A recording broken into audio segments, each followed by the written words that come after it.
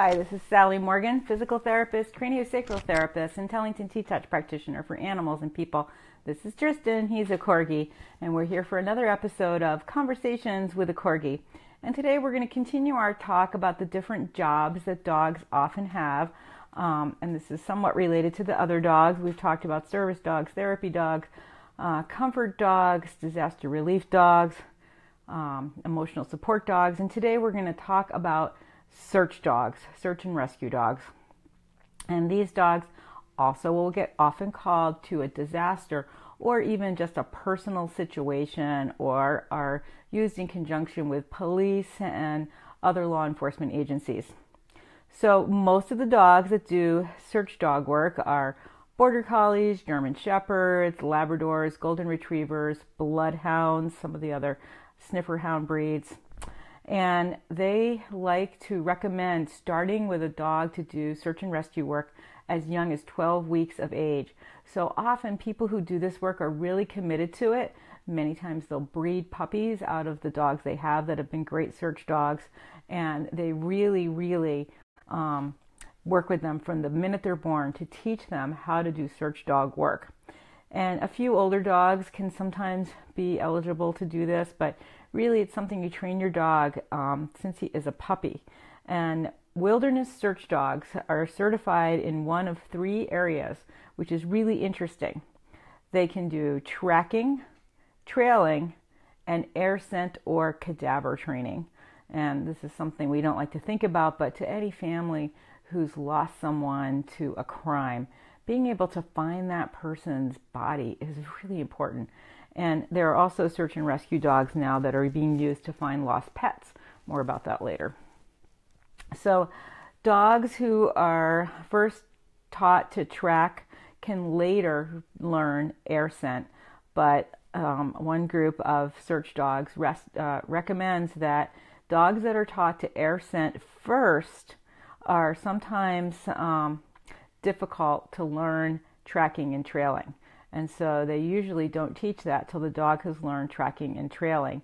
Air scent is the most natural for the dog, and air scent dogs often use all three methods to locate a subject, and they often, as dogs do in real life, use their nose to help them find the person or the missing article or whatever they're working with. And then they have to be able to notify their handler with an alert sign that they have found what they're looking for. Now, of course, there is kind of a fun thing called nose work that you can do with a Shih Tzu and a Pug or whatever dog you have. And that is kind of, hi Danny, and that is a kind of preliminary training to doing this kind of work. But this is really serious work, and your dog has to be like 100%. So dogs that do this are used to locate individuals. Every human has a specific scent, and humans drop up to 40,000 skin cells every minute. That's kind of icky when you think about it. And then the air carries these little skin cells, and your dog with his wonderful nose can smell that. So training a search and rescue dog is a gradual process, often starting with basic, really thorough obedience training. These dogs will all learn differently and progress at different rates and have different challenges along the way when they're learning. And then also you have to test them with a lot of different people and subjects. So phase one of the tracking search dog is you have your dog in a working harness on a 20 to 30 foot leash. And then the handler is going to put the harness on the dog, and the dog is going to learn that when he's wearing that harness, he's working. Because guess what? The search and rescue people realize that dogs are smart enough to know when they have working gear on, they're working. So much for that. You can chew my old slipper, and therefore, you can chew all slippers. Wrong. Dogs don't think that way. They're smarter. Anyway, so the dog will learn that this harness and leash mean he's tracking. And it's a really simple way to start doing this process. They drop a scent article or make a pad with the scent on it, and then another person and the person is going to, while the dog is watching, walk 20 to 10 feet away, and they're going to leave a trail of treats to that scent object. And then the subject will hide in an easily detected location. So then the handler shows the scent pad and the scent to the dog, and then gives the dog the command to find or search.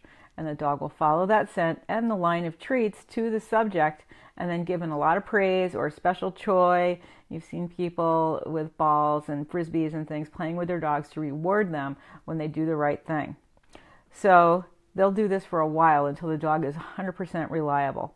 And then they'll try it in different places like parks and yards and wooded areas and fields, but not yet heavy vegetation or concrete.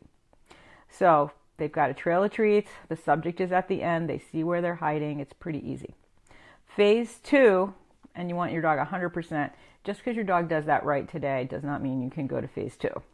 Phase 2 of this training is to use the scent article and the scent pad and then a few treats. And now these treats are not at every step. They're at every 5 to 10 steps. That's how careful and thorough this training is.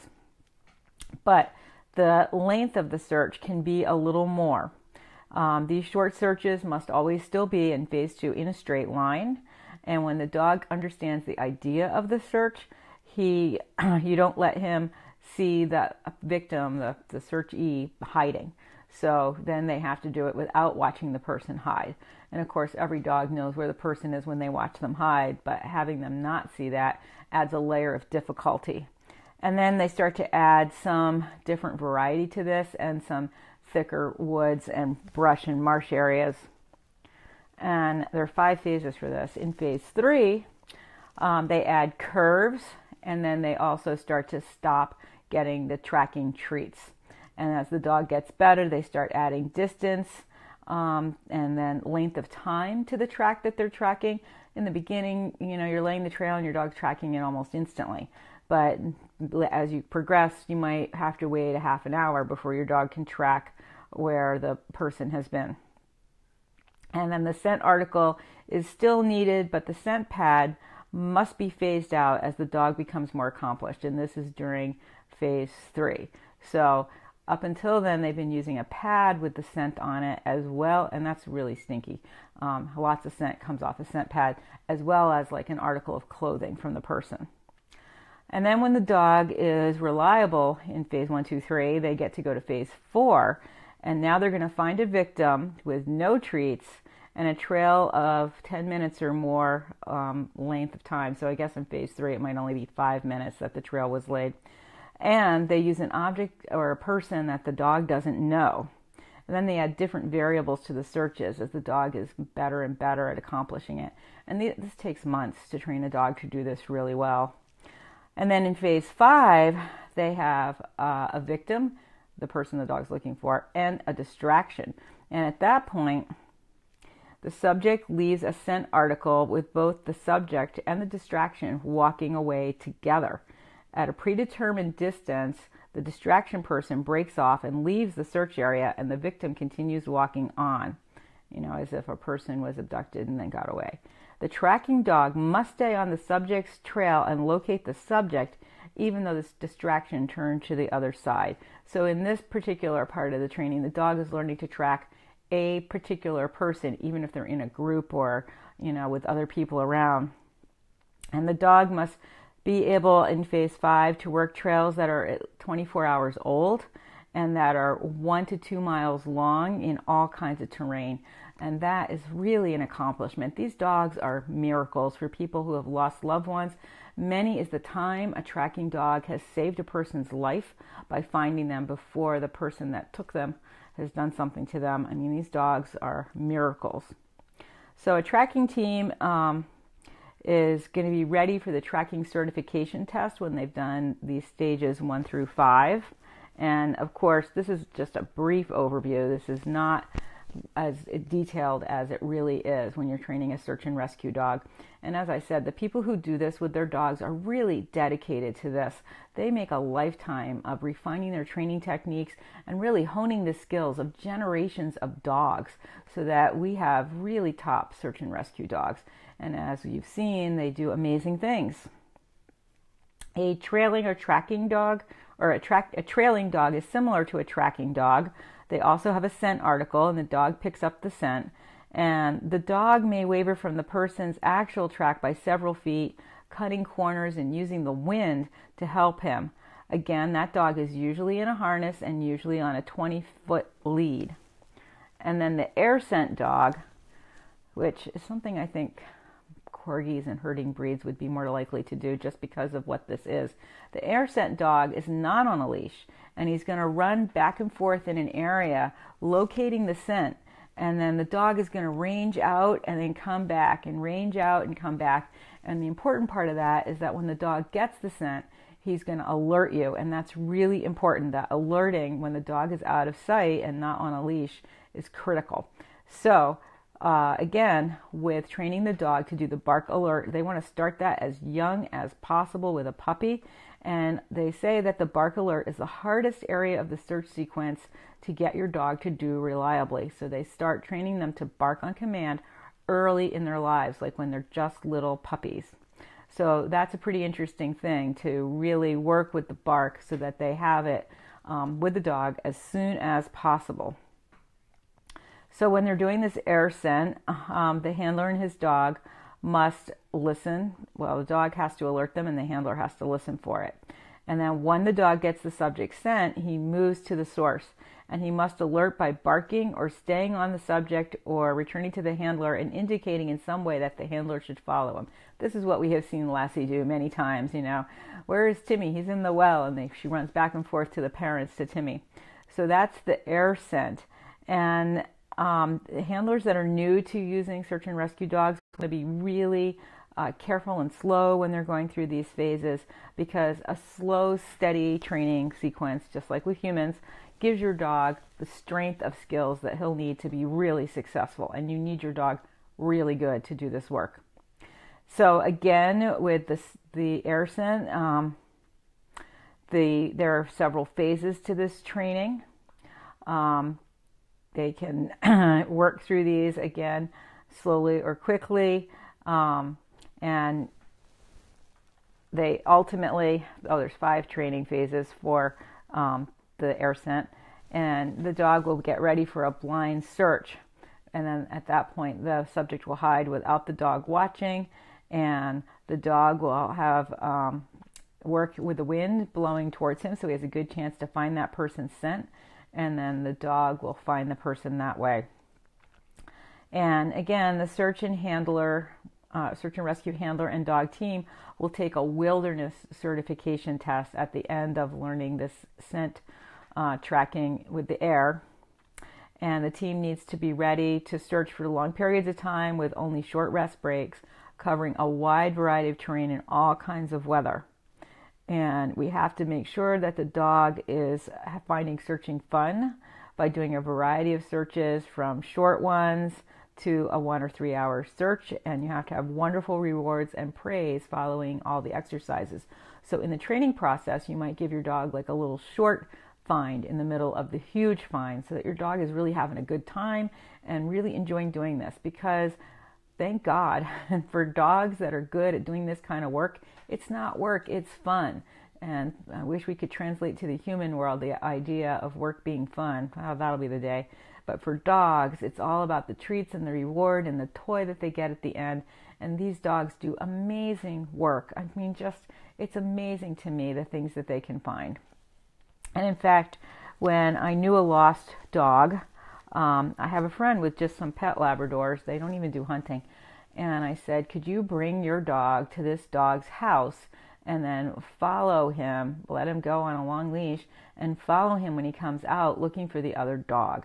And in fact, this Labrador, who had no training whatsoever, but just an innate bird hunting skill, retrieving skill, took his person, following the scent of the cairn, out of the house, and this was weeks after the dog went missing, and followed him all the way to a wild rushing stream.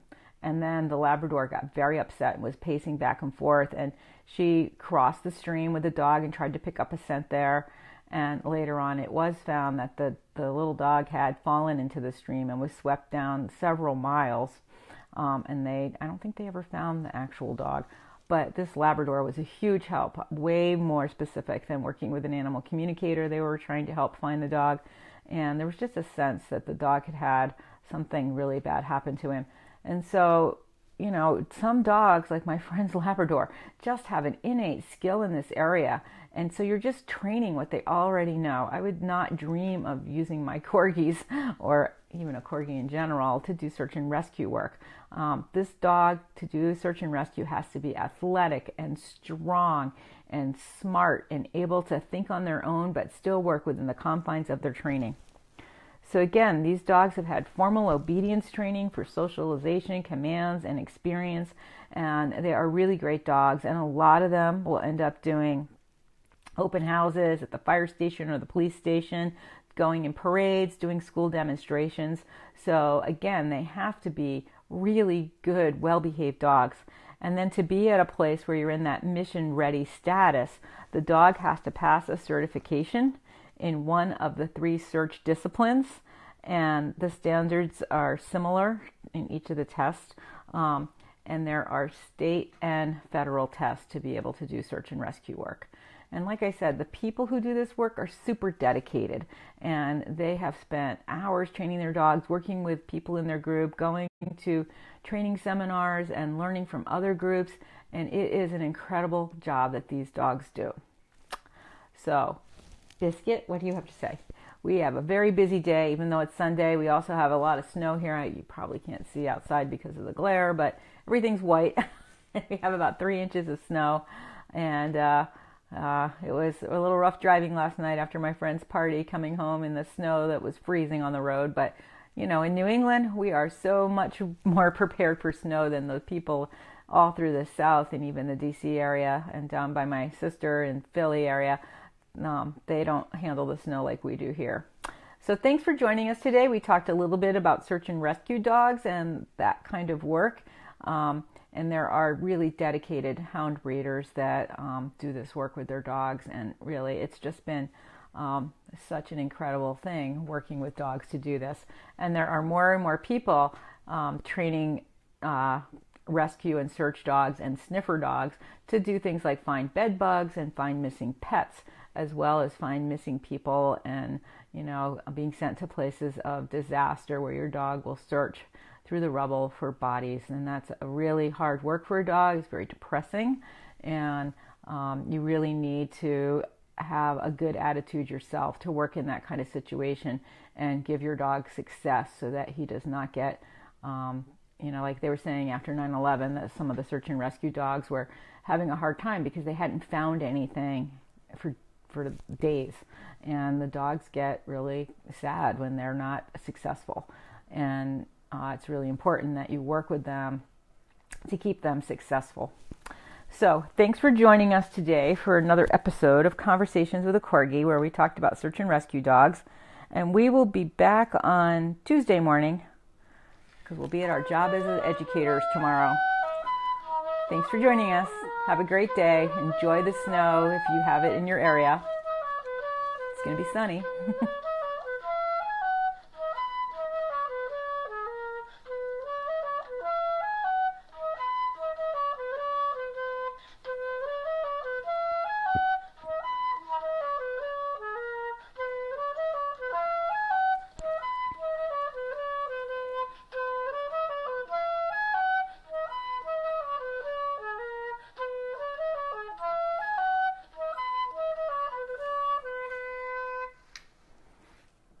Have a great day, everybody. We'll see you tomorrow or Tuesday.